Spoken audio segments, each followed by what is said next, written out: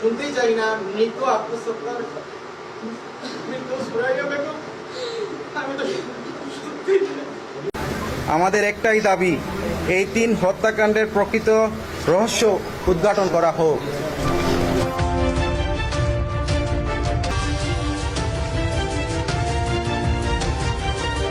উদ্ঘাটন করা হোক। আমাদের প্রিয় বাবা মা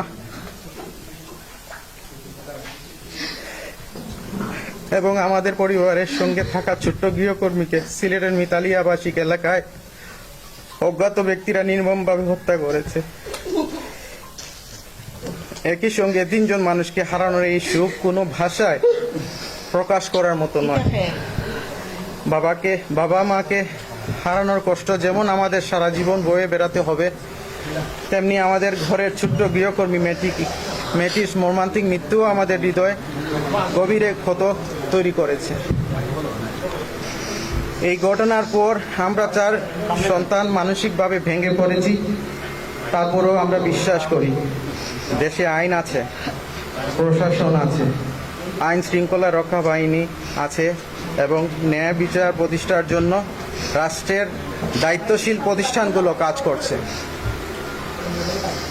আমাদের পরিবারের পক্ষ থেকে ইতিমধ্যে এই হত্যাকাণ্ডের ঘটনায় মামলা করা হয়েছে।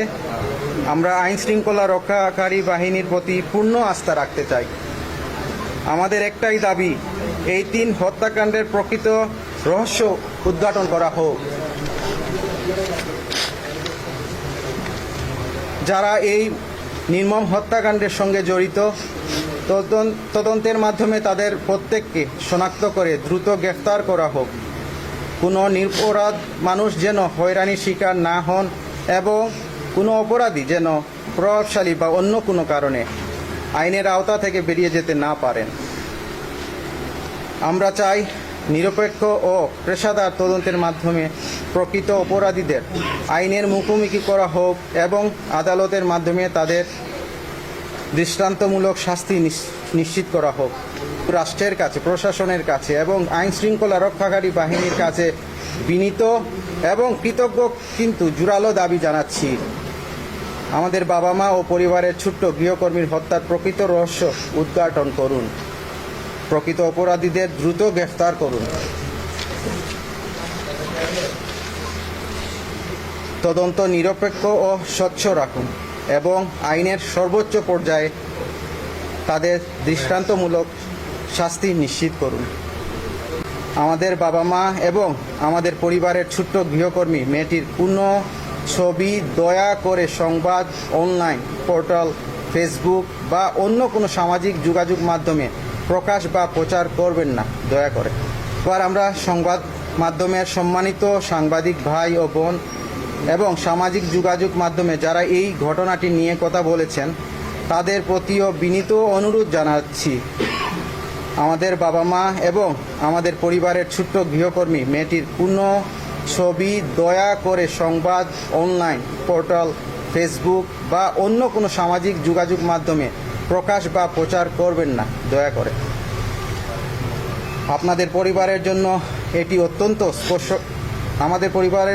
অত্যন্ত স্পর্শকাতর ও বেদনাদায়ক বিষয়। পরিবারের সদস্যদের মানসিক কষ্টের কথা বিবেচনা করে আমরা সবাইকে এই অনুরোধটি রাখার জন্য বিনীতভাবে আহ্বান জানাচ্ছি। আমরা বিশ্বাস করি মানবিকতা ও সংবেদনশীলতার জায়গা থেকে আপনারা আমাদের এই অনুরোধটি অবশ্যই বিবেচনা করবেন। এখনো পর্যন্ত আসলে আপনাদের সত্যি কথা বলি, এখনো পর্যন্ত আমি আমার মায়ের, বাবার কি হয়েছে ফুটেজ তো দূরে থাকে, তো এমনি কোনো নিউজ বা এই বা অন্য কিছু আমি শুনতেই চাই না। মৃত আত্মহত্যা, মৃত সুরাইয়া বেগম, আমি তো শুনতেই চাই না।